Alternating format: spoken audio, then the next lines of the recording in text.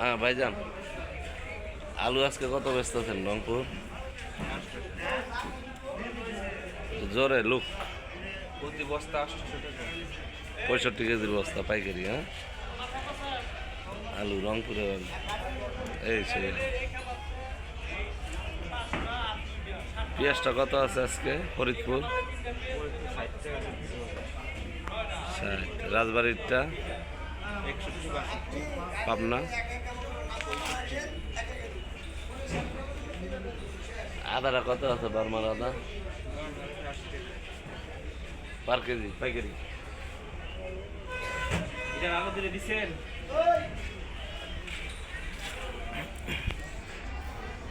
এই পেঁয়াজটা ছোট দানা কত? কত? ও, রাজশাহী না? আলু কি ফিক্সড 800 না একটু কম আছে? ধন্যবাদ। সবাই ভালো থাকবেন, আমার জন্য দোয়া করবেন।